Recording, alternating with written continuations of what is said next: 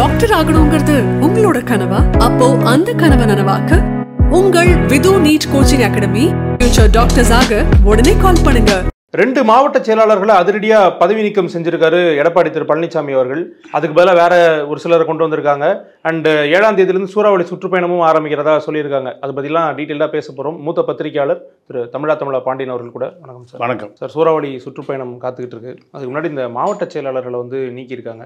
எதனால இது? அவங்களுடைய செயல்திறன் பத்தலை அப்படிங்கிற மாதிரி சொல்கிறாங்களே. இல்லை, இப்போ அதிமுகவை பொறுத்த வரைக்கும் ஒரு பெரிய சூறாவளி சுற்றுப்பயணத்திற்கு முன்பு எடப்பாடி ஒரு பெரிய சுனாமி நடத்த வேண்டியிருக்கு எங்கள் அதிமுகவுக்குள்ளே, கட்சிக்குள்ளேயே. இப்போ நடந்த மாவட்ட செயலாளர்கள் கூட்டம், இந்த கூட்டம் முடிந்த பிறகு மாநில நிர்வாகி, மாவட்ட செயலாளர் இதெல்லாம் நிறைய அதிரடியாக மாற்ற முயற்சி பண்ணிகிட்ருக்காரு, மாற்றிக்கிட்டு இருக்கார். இதெல்லாமே இவர்கள் எல்லாம் அதிமுகவுக்குள் உள்ள அதிமுகவை பிளப்பதற்கான ஆட்களோடு தொடர்புடையவர்கள். வேற கட்சின்னு எடுத்துக்கலாமா? அதை வேற கட்சின்னு எடுக்க முடியாது. அதிமுக தான். வேற கட்சியில் திமுகவாக இருக்கணும், இல்லைன்னா தாவேகாவாக இருக்கணும், அப்படிலாம் இல்லை. அதிமுகவுக்குள் உள்ளவர்கள். வேற கட்சிக்கு இங்கே வேலையே இல்லை. வேற கட்சிக்கு இங்கே வேலையும் இல்லை, கேள்வியும் இல்லை. இல்லை, யாருடைய ஒரு உந்துதல்லாம் அவங்க இப்படி கட்சியை பிளக்கிறதுக்கு முற்படுறாங்க? ஏன் எப்படி முற்படுறாங்க? அவங்களும் அதிமுக ஆட்கள் தான். உதாரணத்துக்கு வேலுமணி, தங்கமணி 2 பேரும். சசிகலாவும் பழைய அதிமுக, ஓபிஎஸும் பழைய அதிமுக, டிடிவியும் பழைய அதிமுக. அப்போ இவர்கள் தான் அதிமுகவை பிளக்கணும்னு நினைக்கிறாங்க. இதுக்காக அதிமுகவை இப்போ ஓர் அணியில் கட்டுப்பாட்டுக்குள்ளே வைத்திருக்க வேண்டிய தேவை இருக்குது எடப்பாடிக்கு. அதன் காரணமாக பல நிர்வாகிகளை அவர் லிஸ்ட் எடுத்து வச்சுருக்காரு மாற்றுறதுக்கு. ஆனால் இந்த புது நிர்வாகிகளை அவர் மாற்றுவதற்கு என்ன காரணம்னா, எதிர்காலத்தில் அதிமுக அதிகாரத்துக்கு வந்த பிறகு இவர்கள் நமக்கு விசுவாசமாக இருப்பாங்களா, இல்லை பாஜக ஒரு பூதம் அதிமுகவுக்குள்ளேயே ஊடுருவிச்சு, அந்த அதிமுகவில் ஊடுருவிய பூதத்தை அடையாளம் கண்டுபிடிக்கணும். அது எப்போ வேண்டுமானாலும் விஸ்வரூபம் எடுக்கும். அதிமுகவாகவே இருந்து பிஜேபியாக விஸ்வரூபம் எடுக்கும். அதையும் இப்போவே அவர் களை எடுக்கணும். அவர்கள் எம்எல்ஏ, எம்பி, மாவட்ட செயலாளர் வளர்ந்துட்டாங்கன்னா அவர்களை களை எடுக்க முடியாது. அப்போது இப்போ எடப்பாடியை பொறுத்த வரைக்கும் அதிமுகவை காப்பாற்றுவது மட்டும் அவருக்கு வேலை இல்லை. கட்சியும் காப்பாற்றணும், ஆட்சியும் காப்பாற்றணும், இருக்கக்கூடிய மாவட்ட செயலாளர்களையும் காப்பாற்றணும். இல்லை, ஆனால் அவருடைய தலைமையில் தானே பாஜக கூட்டணி அமைஞ்சிருக்கு. வேணும்னா அதையே அவர் தடுத்து நிறுத்தி இருக்கலாமே. இல்லை, தடுத்து நிறுத்தினா அதிமுகவை காணாம போயிடும். போட்டி அதிமுக, தங்கமணி, வேலுமணி, செங்கோட்டையன், ஓபிஎஸ், டிடிவி, சசிகலா இத்தனை பேரும் எங்கே இருக்காங்க? பிஜேபியில் எப்போ வேண்டுமானாலும் காவி கலரை மாற்றிக்குவாங்க. அதிமுக கலரில் இருக்காங்க. டெல்லியிலேருந்து உத்தரவு வந்தால் எப்போ வேணுமானாலும் எப்படி மாற்றுவாங்க? காவியாக மாறிடுவாங்க. அப்போது எட்டையிலையும் இடையூறு வந்துடும். செங்கோட்டையன் அதிமுகவிலையும் இருக்கிறாரு, அதிமுக எம்எல்ஏ. ஆனால் இருக்கிற இடம் டெல்லி. ஒரு 3-4 மாதத்துக்கு முந்தி நிர்மலா சீதாராமனை சந்திக்கிறாரு, அமித்ஷாவை சந்திக்கிறாரு, நட்டாவை பார்க்குறாரு, ராஜ்நாத் சிங்கை பார்க்குறாரு. தேவையே இல்லை. அவர் இப்போ அதிமுக எடப்பாடியை பார்க்கணும், கேபி முனுசாமி பார்க்கணும், இல்லைன்னா தமிழ் மகன் உசேனை பார்க்கணும். இவர் யாரை பார்க்குறாரு? டெல்லியில் இருக்கக்கூடிய பிஜேபி தலைவர்களை பார்க்குறாரு. அப்போ இது அதிமுகவை சார்ந்தவர்களே அதிமுகவை பிளப்பதற்கான சதி வேளையில் ஈடுபட்டிருக்கிறார்கள் தான் இதை எடுத்துக்கணும். அப்போ இந்த சூழ்நிலையில் கட்சியை காப்பாற்றுவதற்கு பிஜேபியோடு சேருவதை தவிர வேறு வழி இல்லை. நீங்கள் 2016 மத்தியில் ஜெயலலிதாவுடைய மரணம், ஜெயலலிதா மரணம் அடைந்த பிறகு ஓபிஎஸ்ஐ கையில் எடுத்து இங்கே பிஜேபி ஆட்சி, பினாமி ஆட்சி கொண்டு வருவதற்கு பிஜேபி முயற்சிக்குது. ஆனால் சசிகலாவிடமிருந்து கட்சியை கைப்பற்றி அதிமுகவை கைப்பற்றுவதற்கு பிஜேபியில் சேருவதை தவிர எடப்பாடிக்கு வேறு வழி இல்லை. அப்படி சேரலின்னு அன்னைக்கு அதிமுக 3 அதிமுகவை போயிடும்.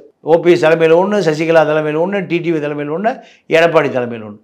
அப்போ 4 ஒன்றாக்கக்கூடிய ஒரே சக்தி யாருக்கிட்ட இருக்குது? பிஜேபி தான் இருக்குது.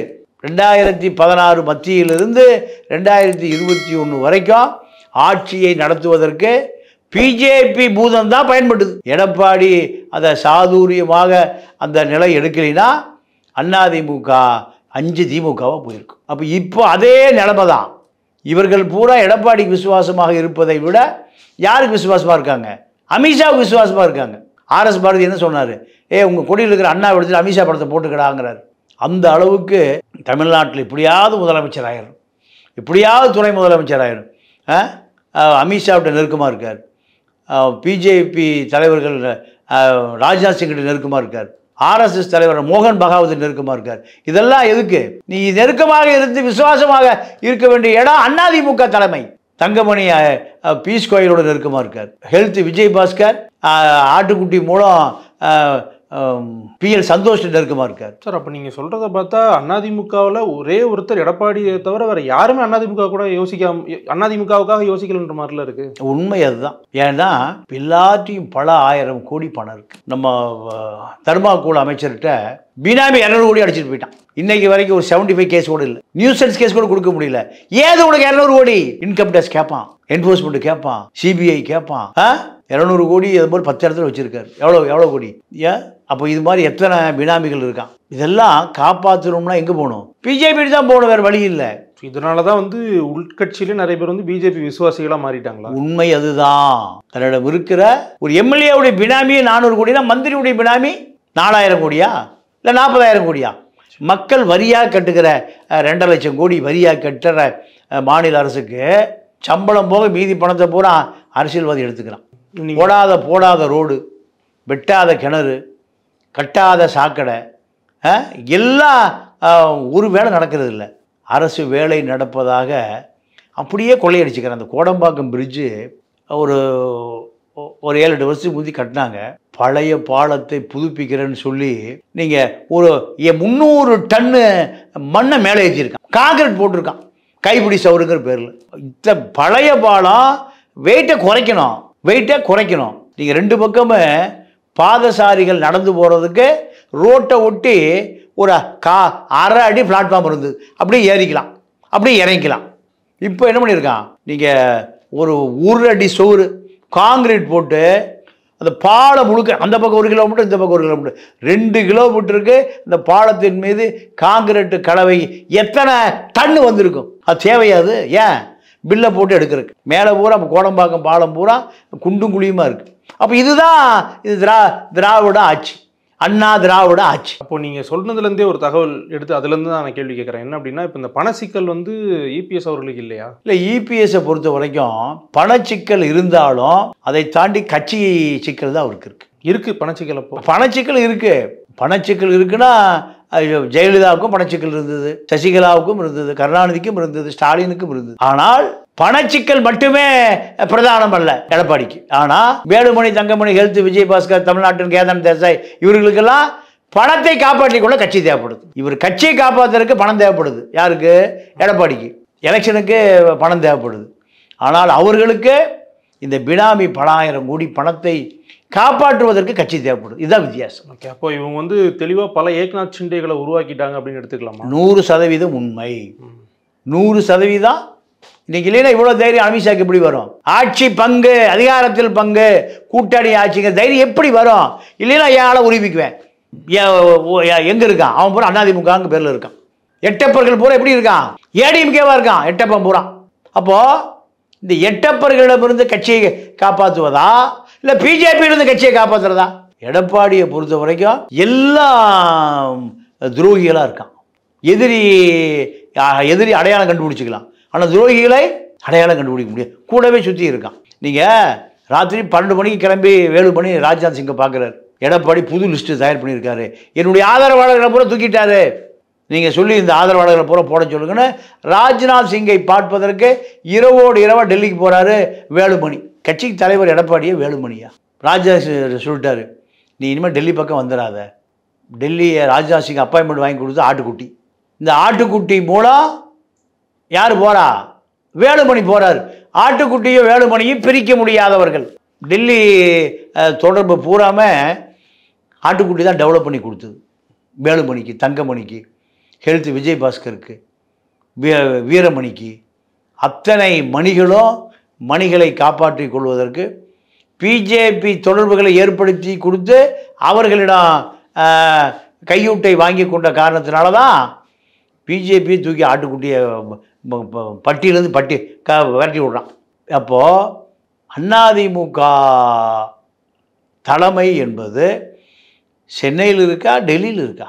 வேலுமணிக்கு அமித்ஷாவும் எடப்பாடியும் தான் இந்த கூட்டணியை முடிவு செய்வார்கள், இறுதி செய்வார்கள், யார் ஜெயிக்கணும் எந்த தொகுதின்னு. ஆனால் வேலுமணியை பொறுத்த வரைக்கும் வேலுமணி என்ன நினைக்கிறாரு? தன்னுடைய ஆதரவாளர்கள் அத்தனை பேரும் எம்எல்ஏவாயிடணும், அவர்களை அப்படியே பிஜேபி ஆக்கிடலாம், அப்படி ஏக்நாத் ஷிண்டே ஆக்கிடலாம். இது அவருடைய கணக்கு. இப்போ இந்த சூறாவளி சுற்றுப்பயணத்துக்கு வருவோம். என்ன அப்படின்னா, தேர்தலுக்கு நேரம் இருக்குது, கொஞ்சம் ரிலாக்ஸ்டாக பார்த்துக்கலான்னு பல்வேறு கட்சிகள் வந்து கொஞ்சம் ரிலாக்ஸ்டாக தான் வேலைகளை செஞ்சுட்டு இருக்காங்க. ஆனால் வர 7ஆம் தேதியே சூறாவளி சுற்றுப்பயணத்தை ஆரம்பிக்கிறார் ஏபிஎஸ். எப்படி பார்க்குறீங்க? இது வந்து ஒரு முன்னெச்சரிக்கை நடவடிக்கையா இல்லை யூஸ்வலான? இல்லை இல்லை இல்லை, ரொம்ப முன்னெச்சரிக்கை.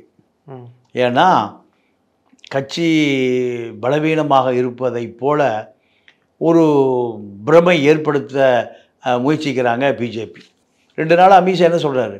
பாஜக தலைவர் இல்லாமல் அதிமுக கரையேறாதுன்னு. பாஜக தலைமையில் கூட்டணி ஆட்சி, பாஜக என்டிஏ கூட்டணி தான் தமிழ்நாட்டில் ஆட்சி. எடப்பாடி கூட்டணிங்க, அதிமுக கூட்டணிங்க. பிஜேபியை விட சின்ன கட்சி ஏடிஎம்கே. எது பெரிய கட்சி? எது ஆட்சி செஞ்ச கட்சி? எது அதிகாரத்தில் இருந்த கட்சி? ஏடிஎம்கேவா பிஜேபியா? தமிழ்நாட்டில் பிஜேபிக்கு 3% பார்ப்பனர்கள் ஓட்டு மட்டும்தான் இருக்குது. 3%. அதை தாண்டி வாக்கு வங்கி இல்லை. ஆனால் ஏடிஎம்கேக்கு நீங்கள் எந்த சூழலையும் 20 முதல் 25% வாக்கு இருக்குது. போன முறை தேர்தலில், நாடாளுமன்ற தேர்தலில், சட்டமன்ற தேர்தலில் 25% வாக்கு வாங்கின கட்சி. பாஜகவில் பார்ப்பனர்களை தவிர யாருமே இல்லை. அப்போ அந்த 3%, 4% வைத்துக்கொண்டு 25% கட்சியை எப்படி கட்டுப்பாடுகள் கொண்டு வர முடியும்? வாய்ப்பே இல்லை. பிஜேபி நடத்தின முருகர் மாநாட்டுக்கு யாருடைய பணம்? வேலுமணியுடைய 50 கோடி ரூபா பணம்.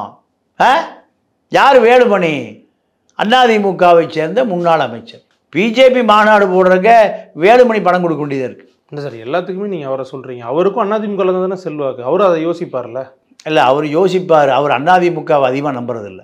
யாரை நம்புறாரு? பிஜேபி தான் நம்புறாரு. அது அவருடைய நிலைமை. அதிமுக எந்த அதிகாரமும் இல்லை. மத்தியில் யார்கிட்ட அதிகாரம் இருக்குது? பிஜேபியிட தான். பிஜேபியை பகைத்து கொண்டால் வெளிநாடுகளில் முடக்கி வைக்கப்பட்டிருக்கிற பல லட்சம் கோடி காணாமல் போயிடும். அதிமுகவை விட அவர் அதிகமாக இப்போ நேசிப்பது, யாசிப்பது யாரை? பிஜேபி தான். பிஜேபி ஒருவேளை அதிமுகவை பார்க்கிற இல்லை அவங்க அணுகிற விதம் வந்து அந்த கட்சிக்குள்ள சர்ச்சையை ஏற்படுத்தியிருக்கோன்ற ஒரு கேள்வி வருது. ஏன்னா இப்போ சமீபத்தில் முன்னாள் அமைச்சர் திரு ராஜேந்திர பாலாஜி அவர்கள் சொல்லும்போது வந்து முதலமைச்சர் பேரை வந்து சொல்லாமல் விட்டதுக்கு, அதாவது இந்த கூட்டணி அமைஞ்சா முதலமைச்சர் யாரும் அவர் சொல்லாமல் விட்டதுக்கு ஏன்னு தெரியல, அமித்ஷாவிட்டு தான் நீங்கள் கேட்கணும், ஆனால் தமிழ்நாட்டை பொறுத்த வரைக்கும் எடப்பாடி அவர்கள் தான் தலைமை அப்படின்ற மாதிரி சொல்லியிருக்காங்க. அப்படி சொல்லிட்டு என்ன சொன்னாங்க அப்படின்னா, எங்களுடைய கூட்டணியை திமுக பிரிக்க பார்க்குது அப்படின்னு சொல்கிறாங்க. ஒரு இக்கட்டான சூழ்நிலை மாட்டிட்டாங்களோ, இந்த கூட்டணியும் விட முடியாமல், அவங்களுடைய வார்த்தைகளையும் ஏற்றுக்க முடியாமல்? இல்லை, ஒரு இக்கட்டு இல்லை. அதிமுக கூட்டணியில் பாமக, தேமுதிக இந்த 2 கட்சியும் நிரந்தரமாக இருக்குது. அடுத்து பாஜக உள்ளே வந்துருச்சு. தேமுதிக தானே சார் சங்கடத்தில் தானே? இல்லை, சங்கடமாக இருந்தாலும் அவர்களுக்கு அதிமுகவை விட்டு திமுக கதவு திறக்கப்படாது. திமுக கதவு திறக்கவே படாது. அங்கே இருக்கிற கூட்டணிகளுக்கே சீட்டு பத்தலை. அவங்கள டபுள் படம் கேட்குறாங்க. 234 பத்தாது, 464 ஆந்திராவை சேர்த்துக்கணும். அந்த நிலைமை இருக்குது. அதனால் அங்கே இடம் இல்லை. தேமுதிகவுக்கு அங்கெல்லாம் இடம் இல்லை, பாமகவுக்கு அங்கே இடம் இல்லை. அதிமுக கூட்டணி தேமுதிக, பாமக. நீங்கள் அடுத்து பாஜக 3% வந்துருச்சு. புரட்சி பாரதம் மாதிரி இருக்கு. புரட்சி பாரதம் இருக்குது. இப்போ அவர் தலைமறைவாகவும் இருக்கார். ஆமாம். இப்போ அதிமுக கூட்டணியில் பிஜேபியால் இந்த கூட்டணிக்கு கொண்டு வரப்படுகிற நபர் விஜய். ராஜேந்திர பாலாஜி அவர்கள் அதை வர சொல்கிறாரு உறுதியாக, விஜய் அவர்கள் வர்றதுக்கு வாய்ப்பு இருக்குது, வருவார். ஏன்னா விஜய்க்கு 2 ஆப்ஷன் இருக்குது. தனியாக நின்று நேராக முதலமைச்சர் ஆக முடியாது. ஒன்று திமுகவோட சேரணும், அதிமுகவோட சேரணும். இவர் கட்சி ஆரம்பிச்சது திமுக எதிர்த்தான். அப்போ யாரோட சேருவார்? அதனாலே அதிமுக சேர்ந்துருவாரா? வாய்ப்பு இருக்குல்ல. சரி, தனியாக நின்று உடனடியாக அதிமுக திமுகவை தாண்டி ஒரு 40% வாக்கு வாங்கிடுவாரா? ஒரு 3வது கட்சியா 4வது கட்சியா? இப்போ நாம் தமிழர் எப்படி 4வது கட்சி, 5வது கட்சி, 6வது கட்சி, 7வது கட்சி, 8வது கட்சியா? அதிமுக திமுக 2 சேர்ந்து விஜய் கட்சியை பர்ச்சேஸே பண்ணிடுவான். எப்படி பர்ச்சேஸ் பண்ணுவான்னு கேளுங்க. இப்போ நடக்கிற கரூர் மண்டலத்தில் பூரா, கொங்கு மண்டலம் 2 மண்டலத்திலும் இருக்கக்கூடிய அருந்ததியர் சமூக இளைஞர்கள் அதிகமாக இருக்கிற தாவேக்கால விஜயுடைய பிறந்தநாள் கொண்டாடுறது கூட செந்தில் பாலாஜி கொடுத்த பணம். செந்தில் பாலாஜி கொடுத்த பணத்தில் தான் தாவேக்கா தொண்டை என்ன கொண்டாடுறான், விஜயுடைய பிறந்தநாள் கொண்டாடுறான். செந்தில் பாலாஜி சொல்கிறாரு, எப்பா இவங்களெல்லாம் இங்கேயே படைக்கிறப்பா, பூத் வரைக்கும் விடாத. தன்னுடைய சகாக்கிட்ட சொல்கிறாரு. யார்?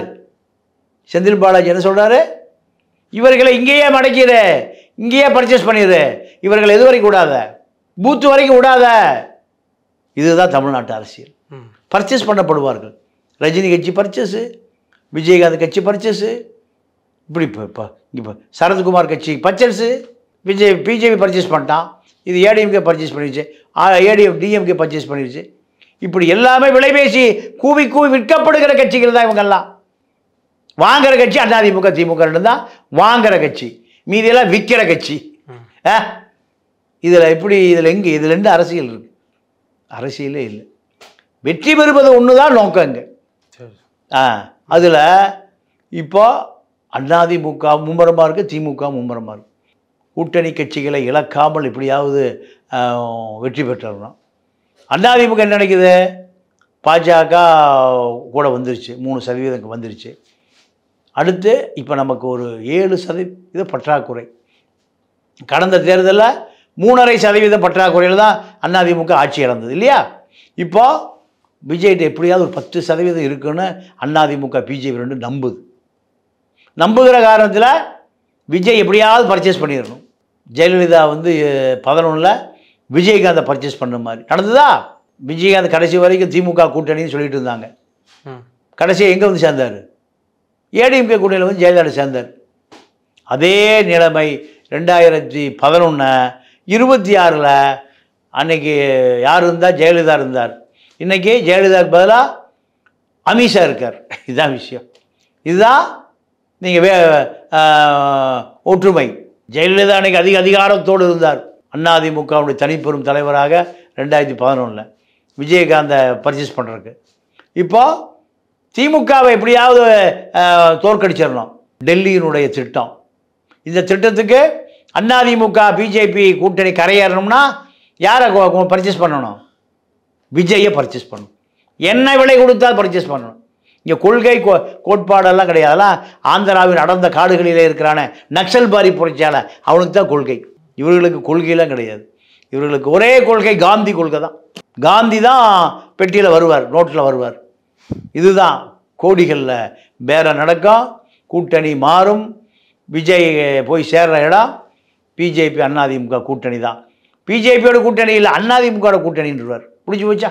மக்களோடும் கூட்டணி, ஆண்டவனோடு கூட்டணின்னு சொன்ன விஜயகாந்த் கடைசி என்ன சொன்னார்? ஜெயலலிதாவோட கூட்டணின்ட்டார். ஏன்னா ஜெயலலிதா முதல்ல ஆண்டவன். தமிழ்நாட்டை ஆண்டது யார்? ஜெயலலிதா தானே. அப்போ மக்களோட கூட்டணி. இதுக்கு முன்னால் ஆண்டவர் யார்? தமிழ்நாட்டு முதலமைச்சர் யார்? ஜெயலலிதா. கூட்டணின்னு போயிட்டார். இப்போ அதே தான் நடக்கும். ஒரு பக்கம் தாவேக்காவும் அவங்களுடைய அந்த ஜெனரல் பாடி மீட்டிங்லாம் நடத்துறதா சொல்லியிருக்காங்க. பார்ப்போம் அதில் என்ன அப்டேட்ஸ் கிடைக்குது அப்படின்றத பார்த்துட்டு இதை பற்றி பேசலாம். இவ்வளோ நேரம் செலவு பண்ணி பல்வேறு கருத்துக்கள் சொன்னதுக்கு ரொம்ப நன்றி. நன்றி, வணக்கம். டாக்டர் ஆகணுங்கிறது உங்களோட கனவா? அப்போ அந்த கனவை நனவாக்க உங்கள் Vidhu NEET coaching academy future doctors ஆக உடனே கால் பண்ணுங்க.